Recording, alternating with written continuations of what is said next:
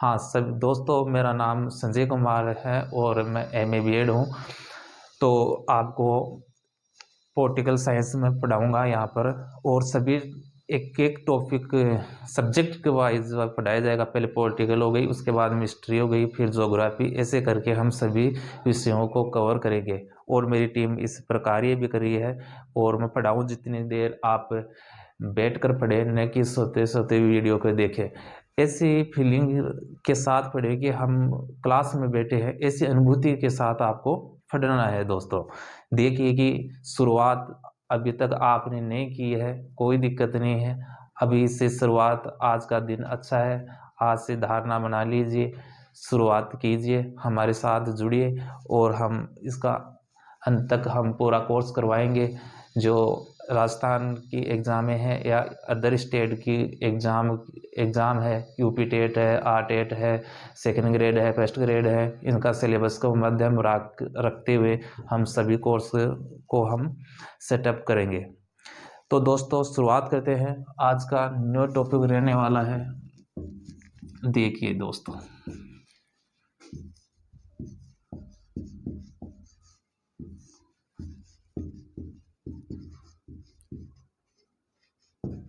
भारतीय संविधान। आपने इस सब्जेक्ट के बारे में तो बहुत ही ज़्यादा आपने पढ़ा होगा और सुना भी होगा दोस्तों, कि भारतीय संविधान ऐसा टॉपिक है जो कि एक विषय के न मानकर हम एक आम जीवन के अंदर आने वाली जो समस्या है, या मान लीजिए कि जो दिनचर्या है, उसके अंदर हमारे सबसे पहले भारतीय संविधान का हमें जानकारी होनी चाहिए। और इस जानकारी के तथ्य के ऊपर ही हमने वीडियो का अपलोड करने का शुरुआत की है। नहीं तो हम इतिहास से वगैरह या ज्योग्राफी से शुरुआत करते। भारतीय संविधान हमारा शुरू करने का यही उद्देश्य है कि हर व्यक्ति को अपने अधिकारों का और कर्तव्यों का मालूम होते हुए उनको पालन करना चाहिए और अपने अधिकारों के रक्षा के लिए लड़ना चाहिए। दोस्तों भारतीय संविधान को हम आज शुरुआत करेंगे। पॉलिटिकल साइंस का ये टॉपिक है और भारतीय संविधान के सबसे पहले मैं यही शुरुआत करूँगा। भारतीय देखिए, पढ़ाना शुरुआत करता हूँ। देखिए कि हम शुरुआत के कोई बड़ी चीज़ नहीं है। भारतीय संविधान लोग पढ़ने में झिझक रखते हैं कि हमें आएगा नहीं आएगा। हमें इसको बेसिक छोटे छोटे टुकड़ों में करके हम इसको बहुत ही आसानी तरीके से आप तक को समझाने का पूरा भरपूर प्रयास करूँगा। तो आप साथियों निश्चित होकर बिल्कुल आराम से आप बैठ जाइए अपने घर पर, देखिए। और पूरा मैं जहाँ तक पढ़ा रहा हूँ आपको एक बार ध्यान से देखना है, उसके बाद में समझाना मेरा काम है। सिर्फ आपको सिर्फ देखना है। सिर्फ 15 से 20 मिनट की क्लास रहने वाली है और उसके उपरांत आपको दिमाग में यूं का त्यों बैठ जाएगा। देखिए साथियों, इतिहास की बात करते हैं, भारतीय संविधान का इतिहास। ये पहला टॉपिक है हमारा, भारतीय संविधान का इतिहास कैसा रहा है, इतिहास क्यों जरूरत पड़ी। इन चीज़ों को हम माध्यम बनाएंगे और शुरुआत यहीं से करेंगे, क्योंकि शुरुआत में ये चीज़ें देखते हैं कि इतिहास इसका क्या रहा है। इतिहास हर चीज़ का रहता है, इसीलिए संविधान का इतिहास है, उसके बारे में मैं चर्चा करूँगा। 1895 की बात है सर। तो 1895 1895 तो 1895 में क्या हुआ कि भारतीय संविधान की जो बाल गंगाधर तिलक थे, उन्होंने सर्वप्रथम संविधान सभा की मांग की थी। कौन थे? बाल गंगाधर तिलक। बाल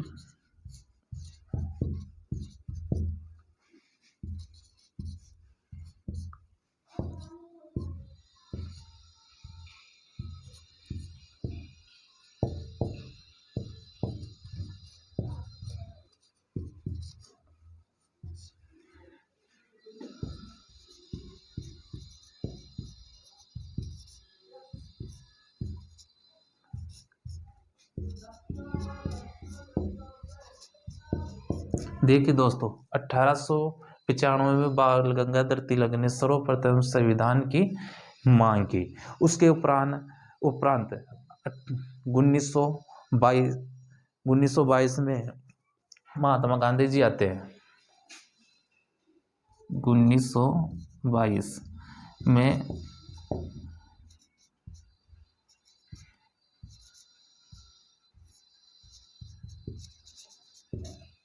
गांधी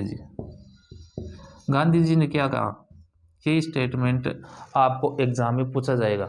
जो अब आजकल की स्टेट गवर्नमेंट की जो ग्रेजुएशन लेवल की एग्जाम है उसमें इस प्रकार का एक खतन आएगा कि गांधी जी ने संविधान के बारे में क्या कहा, तो उसके बारे में आपको बताना होगा।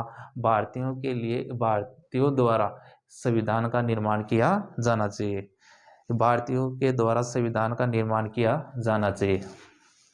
देखिए,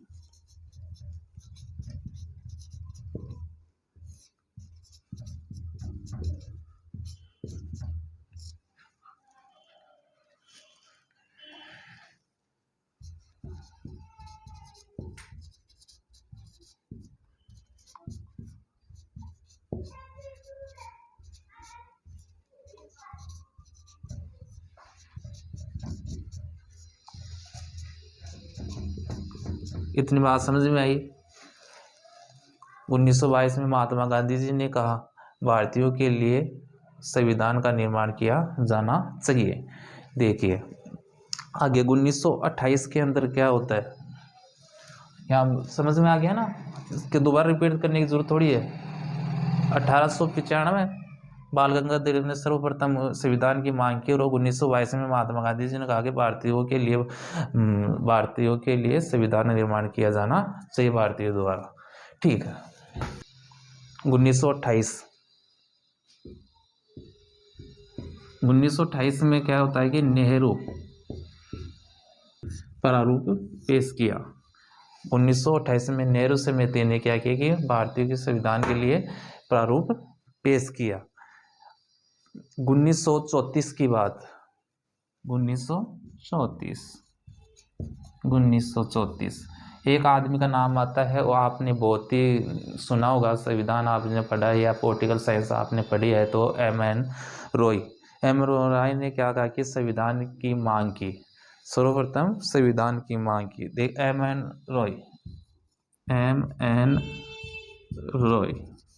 रॉय ने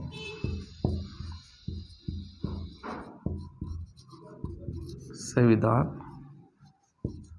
सभा की मांग की। M.N. रॉय ने 1934 में संविधान सभा की मांग की। दोस्तों हाँ, ऐसे बैठे बैठे बोलो, साथ में बोलोगे तो आपकी खड़े जैसे बैठकर अगर आप रीड करोगे तो ये समझिए कि आपको दिमाग में ज़्यादा जाएगा चीज़ें। 1935 में क्या होता है, देखिए M.N. रॉय कौन थे, जो कांग्रेस से रिलेटेड थे। 1935 कांग्रेस पार्टी ने क्या किया कि 1900 जो संविधान सभा की जो बात थी उसने आधारिक रूप से पहली बार संविधान सभा की मांग की। कांग्रेस पार्टी ने आधारिक रूप से, कांग्रेस पार्टी ने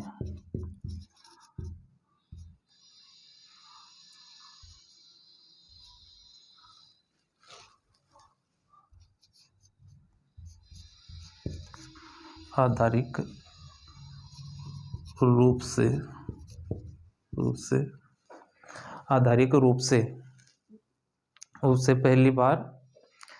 रूप से पहली बार संविधान की मांग की।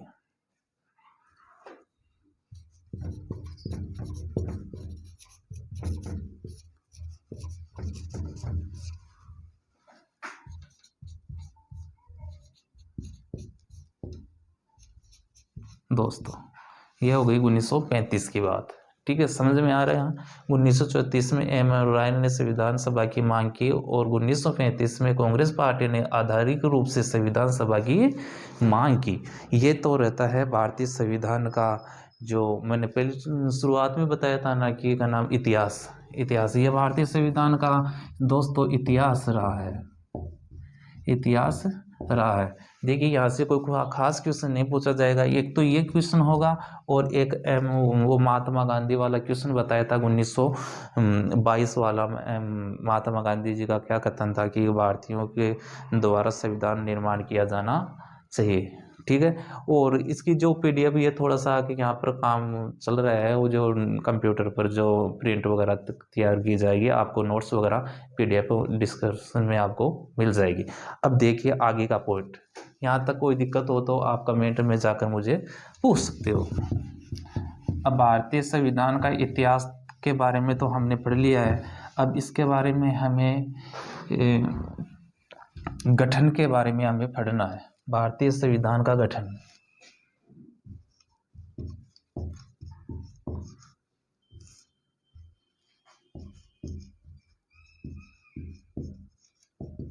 भारतीय संविधान का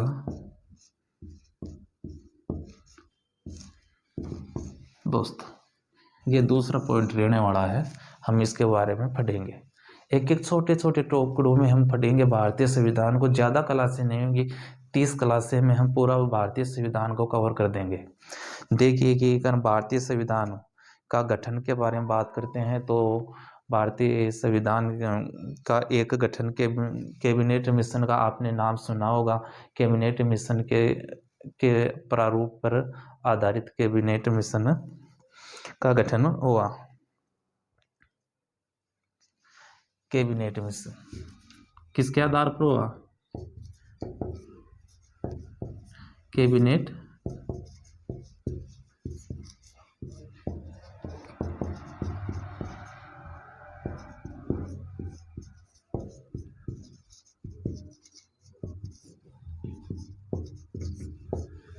किस पर हुआ? ये क्वेश्चन पूछा जाएगा सर आपसे, ध्यान रखो बच्चों। भारतीय संविधान गठन किस आधार पर हुआ? कैबिनेट के आधार पर। ठीक है,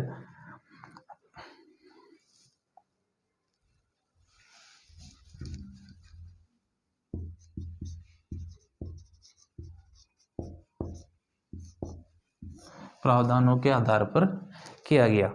देखिए कि भारत के अंदर कैबिनेट मिशन की स्थापना की गई और उसके आधार पर का नाम भारतीय संविधान का निर्माण किया गया। तो 24 मार्च 1946, 24 मार्च 1946 को कैबिनेट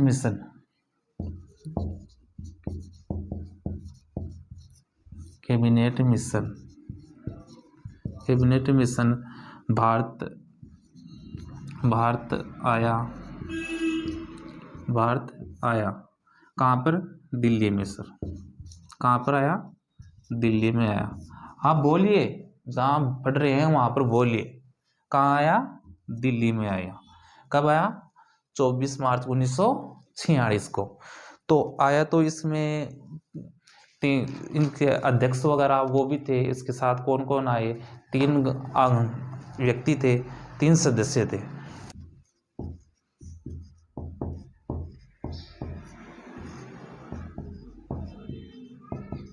कैबिनेट मिशन के सदस्य कौन कौन थे? कितने सदस्य आए थे? ये चीज देखिए आप। सदस्य कितने थे? 3 थे। एक एक को हम पढ़ेंगे, तीनों का नाम होना याद होना बहुत ही जरूरी है, क्योंकि कंपटीशन में 4 ऑप्शन होगा और पूछेगा निम्न में से कि कैबिनेट मिशन के सदस्य कौन नहीं था। तो इसमें पेंथिक लॉरेंस थे अध्यक्ष। ठीक, लॉरेंस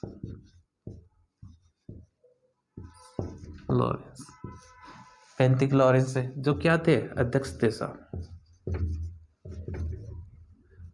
अध्यक्ष थे। ठीक है, दूसरा कौन थे? स्टीफ क्रिप्स। तो हम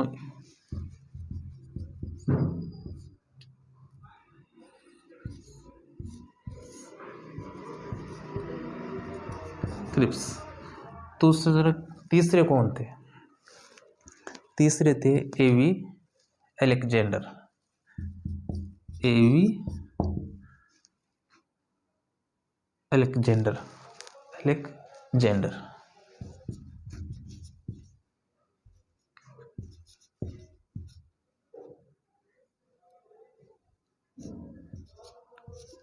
अलेक्जेंडर अलेक्जेंडर अलेक्जेंडर थे सर।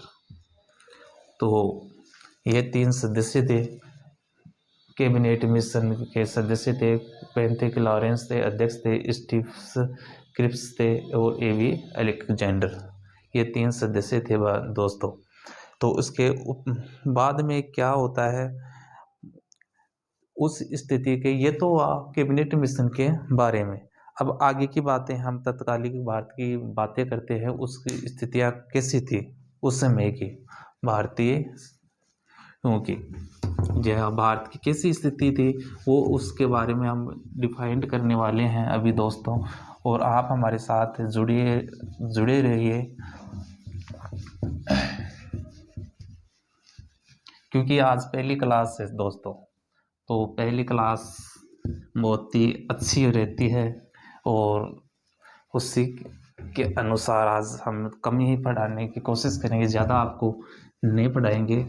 थोड़ा आप हमें कोऑपरेट कीजिए और लाइक और शेयर आप ज़रूर करते रहिए। देखिए, तत्कालिक भारत की स्थितियाँ, ब्रिटिश प्रांत थे, देसी रियासतें थे और चीफ कमिश्नरियाँ थी। तो इनके बारे में, जो ब्रिटिश प्रांत थे जो 11 थे, चीफ कमिश्नर 4 थे और देसी रियासतें लगभग 600 थी। तत्कालीन बात की ब्रिटिश प्रांत,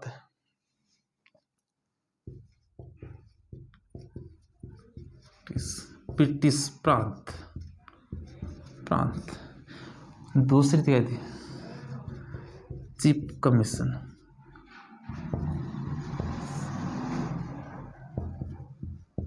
चीफ कमिश्नर, और चौथी कौन सी थी, देसी रियासतें, देसी रियासतें।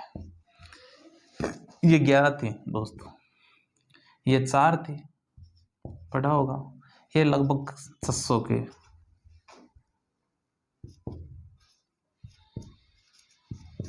लगभग 600 के समथिंग। 11 में से आपको नाम पूछने की जरूरत रहेगी नहीं, क्योंकि 11 का नाम पूछता भी नहीं। जो यूपीएससी वगैरह है उनके लिए ये चीज़ें लागू होती है, जो ग्रेजुएशन की जहाँ तक एग्ज़ाम होते हैं उनके लिए लागू नहीं। 4 ये 4 यहाँ से जरूर क्वेश्चन पूछेगा आपसे, या भाई 4 कौन कौन सी थी। तो उन चारों के बारे में मैं आपको, अजमेर मेरवाड़ा, पहली तो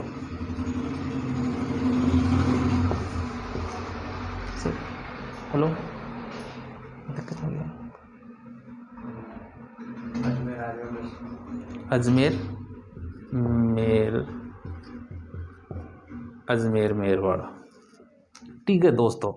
अजमेर मेरवाड़ा थी, बलूचिस्तान,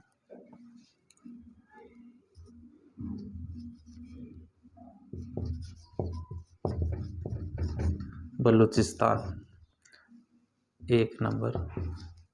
बी सी के बारे में और मैं आपको बता देता हूँ, कुर्क और दिल्ली, कुर्क और डी थी दिल्ली दोस्तों। इन चीज़ों को आपका चीफ कमिश्नर कितनी थी, 4 थी। 4 में से अजमेर मेरवाड़ा, बलूचिस्तान, कुर्क और दिल्ली। बोलिए आप भी वहाँ पर, अजमेर मेरवाड़ा, बलूचिस्तान, कुर्क और दिल्ली, 4 हो गई। अब 600 देसी रियासतें थी। तो दोस्तों अब आगे हम पढ़ेंगे, इसका विभाजन के बारे में लेकर हम बात करेंगे।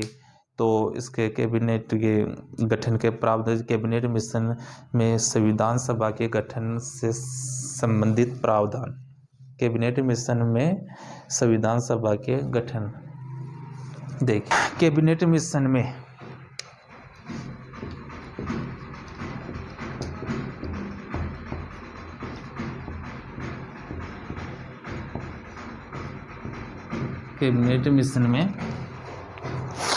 संविधान सभा के गठन,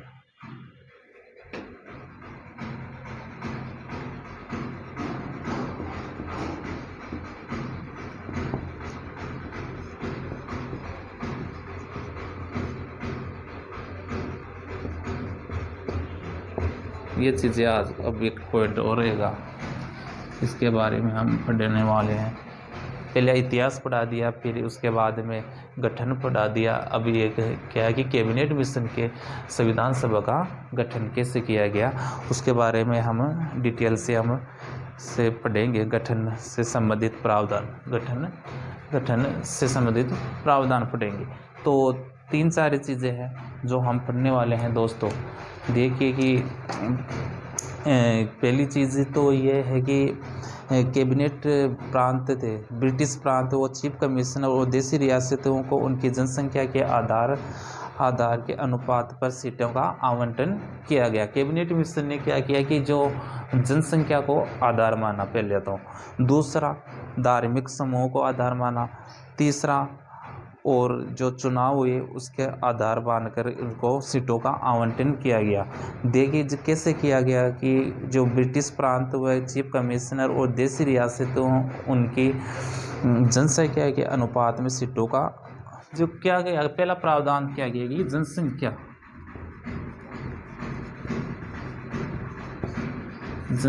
के आधार,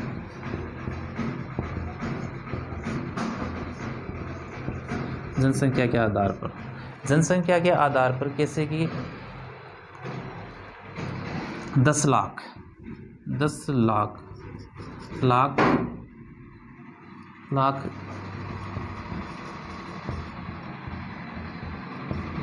लाख जनसंख्या पर एक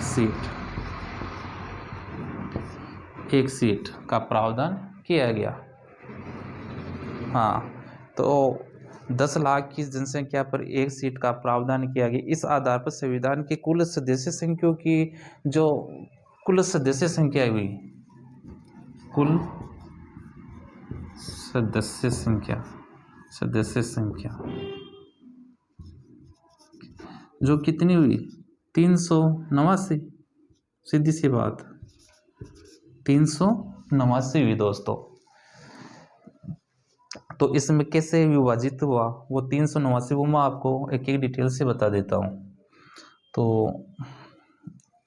पहले तो ब्रिटिश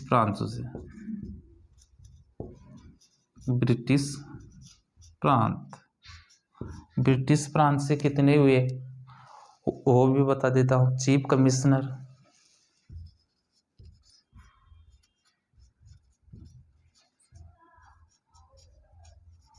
कमिश्नरों से कितने हुए और देसी रियासत सब। अच्छा, ऊपर चला जाता हूँ, ये आपको दिखाई नहीं दे रहा होगा तो मैं यहाँ से मिटा देता हूँ। कोई अब से थोड़ा सा छोटा लिखने का प्रयास करूँगा। ये भी मैं ऊपर ही लिख देता हूँ।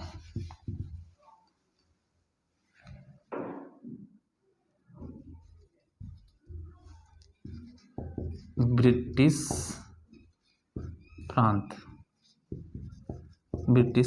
से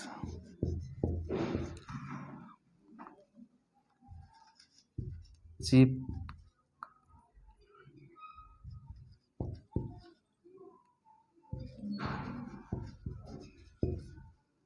कमिश्नरों से और देसी रियासत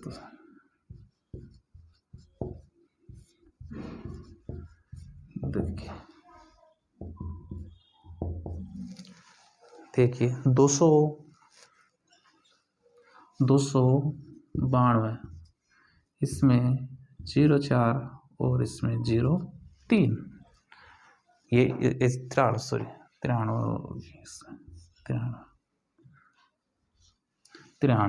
ब्रिटिश प्रांतों से कितने सदस्य आए, 200। चुनाव हुआ तो का नाम उसमें क्या रखा गया था, 10 लाख की जनसंख्या के आधार पर एक सीट का आवंटित किया गया। तो इस आधार पर ब्रिटिश प्रांतों से कितने सदस्य चुन के आए, 292। कितने सदस्य आए, 292। और चीफ कमिश्नर से कितने आए, 4। और देसी रियासतों से कितने आए, 93। ठीक है दोस्तों, आगे चलते। तो चीफ कमिश्नर तथा ब्रिटिश प्रांतों की सीटों, ये तो हो गया जनसंख्या के आधार पर। अभी मैंने बताया था ना, जनसंख्या के आधार पर पहला पॉइंट तो यहाँ पर ही तो बताया था ना भाई, पहला क्या माध्यम रह गया, गठन का जो क्या प्रावधान क्या रखा गया, प्रावधान, ये मान लीजिए प्रावधान क्या रखा गया, एक तो जनसंख्या, जनसंख्या, जनसंख्या रखा गया, ठीक है ना। तो जनसंख्या रखा, ये जनसंख्या के बारे में तो मैंने अब बता दिया। अब दूसरा, और दूसरा आधार क्या रखा गया कि भी भारत की उस समय चुनाव करवाना, ये चीज़ें तो संभव था नहीं, क्योंकि भारत आज़ाद हुआ ही था उस समय। तो संविधान के लिए समितियां वगैरह इसी आधार पर गठित की गई। तो दूसरा जो चीफ कमिश्नरियत था ब्रिटिश प्रांतों की सीटों को 3 धार्मिक समूह में बांटकर या बनाकर उनको धार्मिक समूह पर विभाजित जनसंख्या का आधार में बांट दिया गया, ठीक है। दूसरा क्या रखा गया, धार्मिक आधार पर, धार्मिक आधार। तो 3 धार्मिक आधार पर 3 आधार बनाए गए। कौन कौन से भारत में उस समय 3 ही तो धर्म थे, देखिए, एक तो सामान्य, सामान्य, सामान्य में सभी SC ST OBC वगैरह जो थी, जो सभी कैटेगरियाँ इसमें सामान्य में विभाजित हो गई। दूसरी हुई मुस्लिम, मुस्लिम। तीसरी कौन थी, सिख, उस बड़े सिख, इनको आधार माना गया।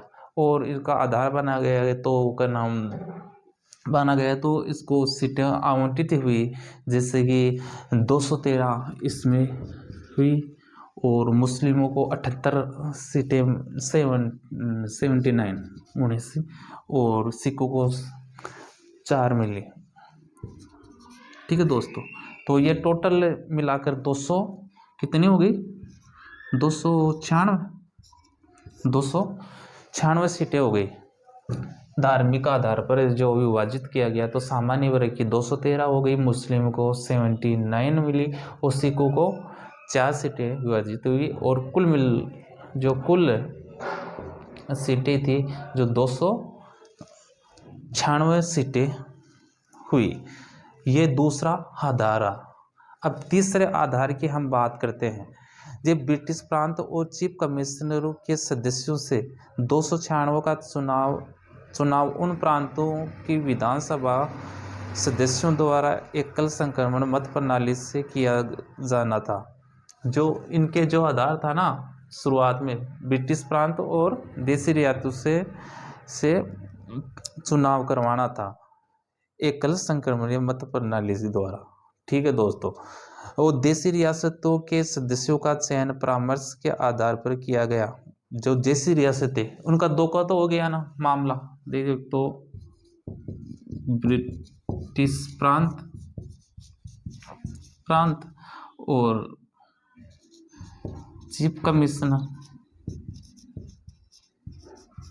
कमिश्नर, इनका 2 का तो काम हो गया, नहीं हो गया भाई। एक तो आधार इनके तो एक जनसंख्या के आधार पर कर दिया गया, और एक धार्मिक आधार पर इनका विभाजन करके इनको सीटों का आवंटन कर दिया गया।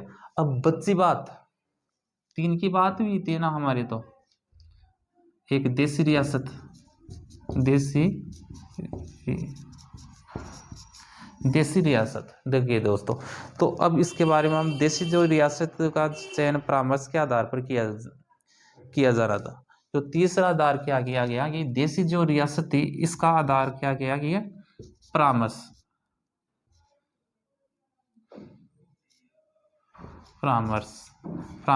के आधार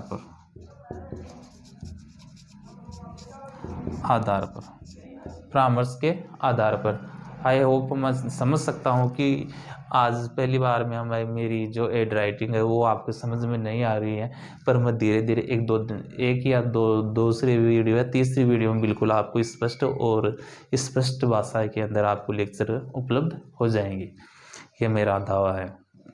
और कंटेंट आपको बहुत ही अच्छा और सुंदर मिलेगा। और जहाँ पर भी आपके समझ में नहीं आए कमेंट बॉक्स में आप मुझे पूछ सकते हैं, और डिस्क्रिप्शन में मेरा मोबाइल नंबर मैं आपको दे दूंगा, और नोट्स भी मैं तत्काल ही आपको उपलब्ध कराने की हमारी कोशिश रहेगी सर। टेक्निकल टीम लगी हुई है इसके लिए। देखिए सर जी, देखिए दोस्तों, आगे हम पढ़ते हैं देसी रियासतों का चयन जो परामर्श के आधार पर किया गया, वो जुलाई अगस्त 1946, जुलाई अगस्त 1946 1946 से विधानसभा के चुनाव हुए। जुलाई अगस्त जुलाई 1946 को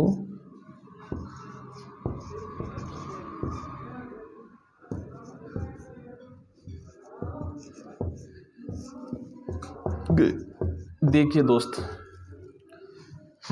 जुलाई अगस्त 1946 को चुनाव करवाए गए, और जो चुनाव के बाद दलीय स्थिति निम्न प्रकार रही।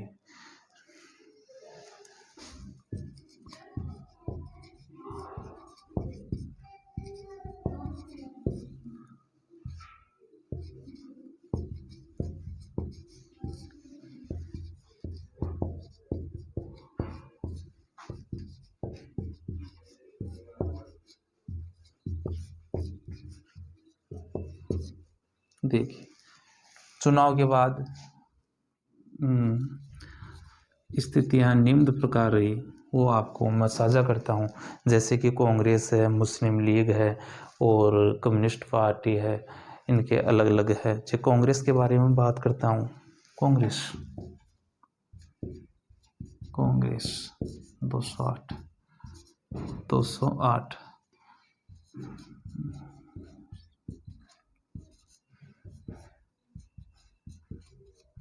मुस्लिम लीग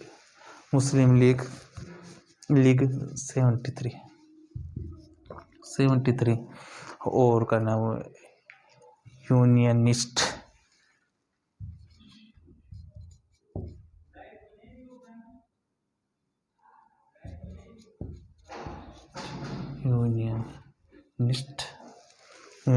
पार्टी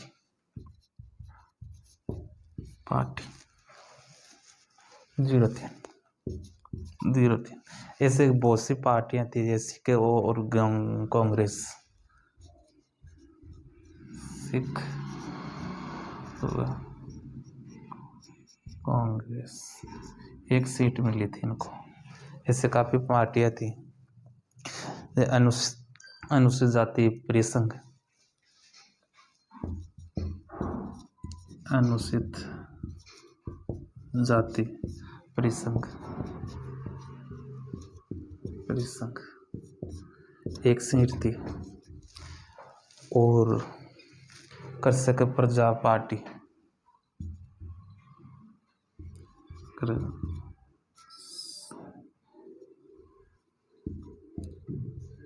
कृषक प्रजा पार्टी एक थी, एक सीट मिली थी इसको दोस्तों। ये कांग्रेस को 208 थे, मुस्लिम को 73 थी, यूनियनिस्ट तीन सीटें थी, और सिख कांग्रेस को एक थी, और अनुसूचित जाति परिसंघ को एक सीट थी, और कृषक प्रजा पार्टी को एक सीट थी, और कम्युनिस्ट प्रजा पार्टी और निर्दलीय दो, यही तो बचे ना। ये तो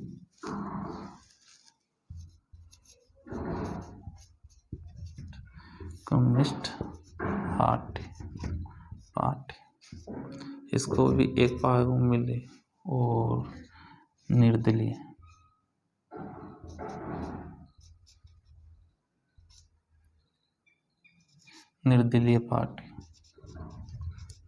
नेता बोलिए, पार्टी बोल दीजिए, इनको शायद 8 मिले थे, 8।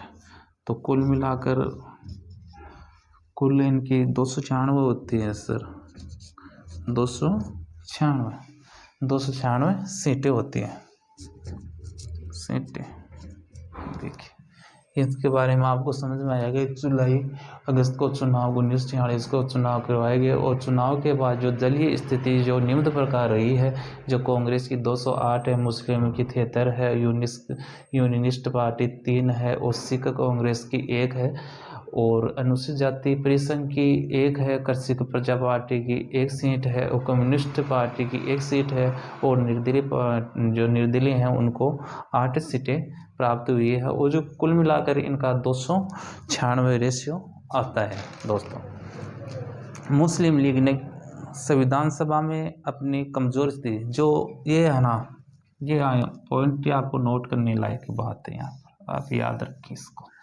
मुस्लिम लीग 73 सीटें मिली।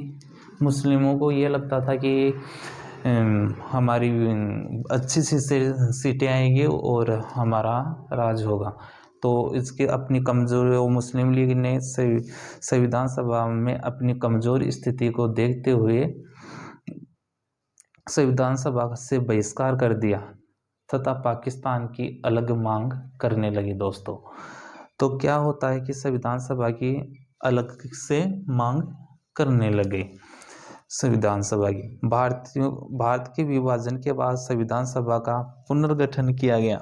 जो विभाजन हो गया, यही विभाजन है ना, ये मैं अलग बताऊंगा। इतनी बात तो समझ में आ गई होगी आपको। भारत के विभाजन के बाद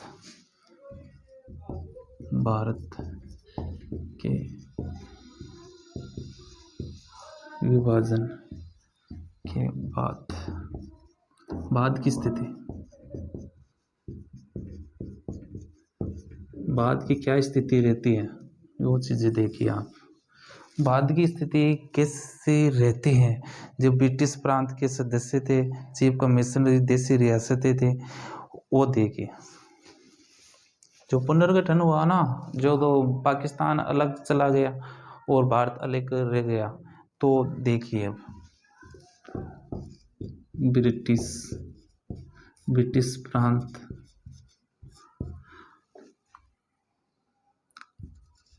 चीफ कमिश्नर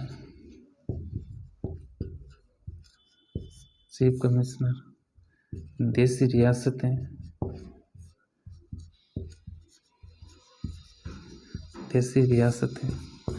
देखिए कि इसमें से टूटकर 226 सीटें रह गई, चीफ कमिश्नर में 3 रह गई और इसमें 70 रह गई।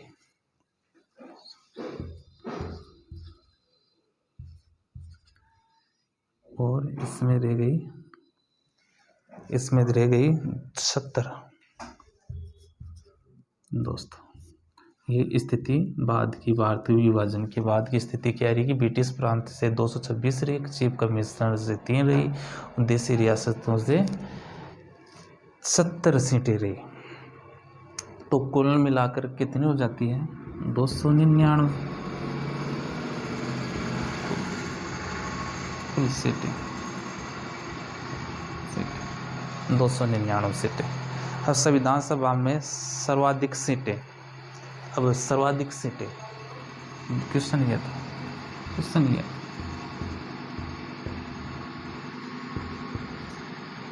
सर्वाधिक सीटें कहाँ से प्राप्त हुई? संयुक्त प्रांत से।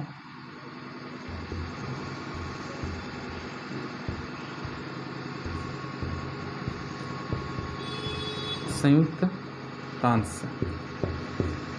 दूसरा, सबसे ज़्यादा हुई तो सबसे कम भी रहेगी देसी रियासतों से। तो कितनी सीटें रही यहाँ? 55 सीटें रही। और देसी रियासतों,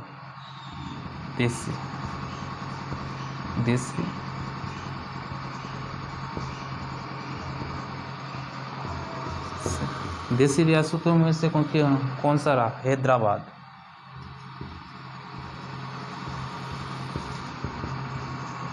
हैदराबाद कितनी थी? 16 सीटें। लेकिन पॉइंट ये क्वेश्चन आपको याद रखना है दोस्तों। कौन सा? ये वाला, ये नोटेट कर लिया आपके दिमाग में, छाप लीजिए अभी इसी वक्त दिमाग के अंदर, क्योंकि क्वेश्चन बार बार नहीं मिलेंगे, रिपीट होंगे, पर हर बार हर टीचर अलग अलग पढ़ाता है और आप उसको ध्यान नोटेड जो चीज़ करवाए जाए, आप पेन कॉपी के साथ बैठिए और धार्मिकता के साथ आप हमारे साथ जुड़ते रहिए। हैदराबाद को 16 सीटें मिली, लेकिन नोट के अंदर आपको क्या लिखना है नोट के अंदर, हैदराबाद ऐसी मुस्लिम लीग की पहली रियासत ऐसी थी कि जिसने प्रतिनिधि संविधान सभा में भेजा ही नहीं, संविधान सभा में भाग लिया ही नहीं हैदराबाद ने। तो अतः तो क्या होता है कि शामिल नहीं ली। तो दूसरी रियासत कौन सी थी? मैसूरी। कौन सी थी? भाग नहीं लिया। तो कौन सी सबसे बड़ी? सबसे बड़ी रियासत कौन सी रियासत? फिर आपको तो पता होगा, बताया था ना अभी, मैसूरी। मैसूरी मैसूरी दोस्तों, मैसूर मैसूरी नहीं, मैसूर सही है, मैसूर से है, मैसूर। ठीक है दोस्तों, इस चीज़ को आप ध्यान रखें। तो आपको क्वेश्चन पूछा जाए कि देसी रियासतों में कौन सी रियासत सबसे ज़्यादा प्रतिनिधि रखी, तो आपको जवाब होना चाहिए मैसूर। हैदराबाद एकमात्र रियासत थी जिसने अपना प्रतिनिधि संविधान सभा में नहीं भेजा, अतः संविधान सभा में शामिल होने वाली सबसे बड़ी देसी रियासत क्या थी? मैसूर थी। ठीक है, तो हाँ, एक क्वेश्चन के साथ में एक और याद भी रखें, कितने सदस्य थे? 7 सदस्य थे दोस्तों, ये और ध्यान रखें। आगे का क्वेश्चन है दो, एक लास्ट क्वेश्चन करके, एक वीडियो ज़्यादा बड़ा हो रहा है, इसलिए मैं थोड़ा सा यहाँ पर स्टॉप ही देना चाहूँगा। सिर्फ एक क्वेश्चन और है, एक, हाँ, ये लास्ट का क्वेश्चन मैं एक और बता देता हूँ।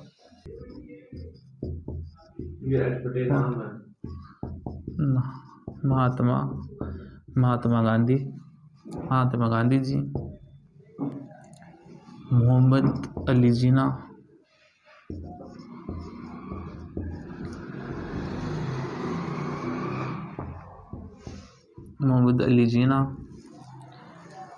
तेज बहादुर सप्रू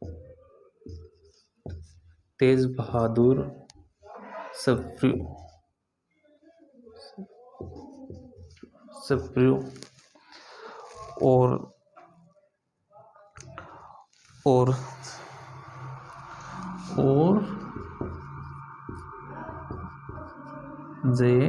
जयप्रकाश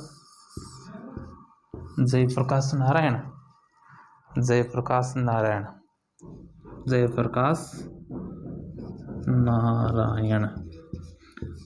जी, महात्मा गांधी जी, मोहम्मद अली जिन्ना, तेज बहादुर सप्रू और जयप्रकाश नारायण।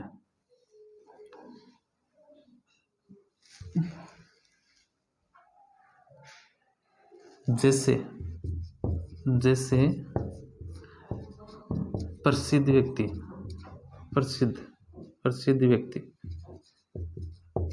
प्रसिद्ध व्यक्ति संविधान सभा में भाग नहीं लिया।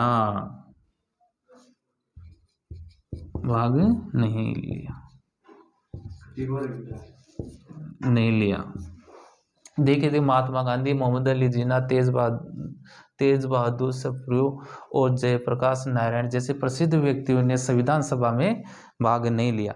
लास्ट का क्वेश्चन बहुत ही मोस्ट इम्पोर्टेंट क्वेश्चन बनता है यहाँ पर, जो देख रहे हैं वीडियो, रीट के लिए और सेकंड ग्रेड के लिए और फर्स्ट ग्रेड के लिए ये क्वेश्चन नोट करने वाला है। राजस्थान की जो एग्ज़ाम दे रहे हैं उसके लिए मैं एक बता दूं, राजस्थान के एकमात्र निर्वाचित सदस्य राजस्थान के एकमात्र निर्वाचित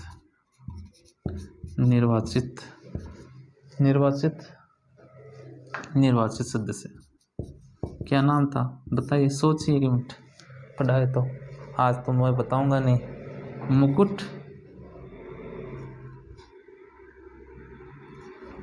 मुकुट बिहारी लाल भार्गव। मुकुट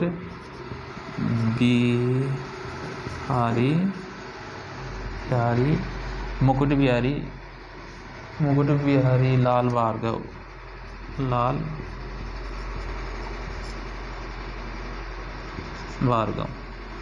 भार्गव जो कहाँ से थे दोस्तों? अजमेर मेरवाड़ से।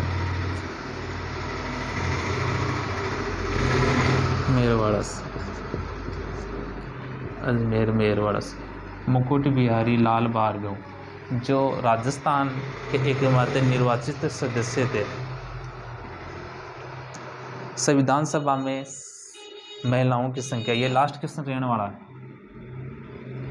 लास्ट क्वेश्चन ये वो मिटा, ये लास्ट क्वेश्चन एक और, फिर हम लास्ट को एंड करते हैं।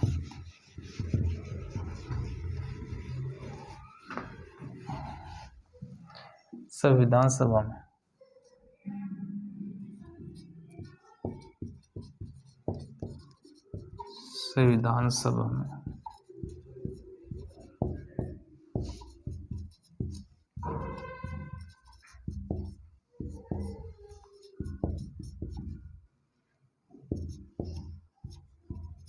महिलाओं की संख्या कितनी थी?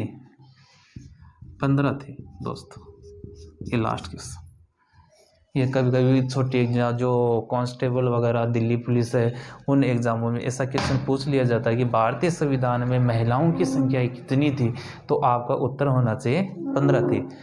तो दोस्तों आज की क्लास में हमने भारतीय संविधान के को इतिहास से लेकर उसके गठन के बारे में हमने पढ़ा और इसके कैबिनेट के बारे में पढ़ा और इनके अलग अलग डिवाइड किया गया कि कितने सीटों पर कैसे प्रावधान किया गया, उसके बारे में हमने चर्चा की। और जो आगे का जो चैप्टर है जो भारतीय संविधान निर्माण का रहने वाला है, तो आप इसको कैसी क्लास लगी इसका हमें कमेंट में बताइए और जो गलतियां हुई उसके बारे में हमें सुझाव दीजिए जो कि हम पूरी कर सकें।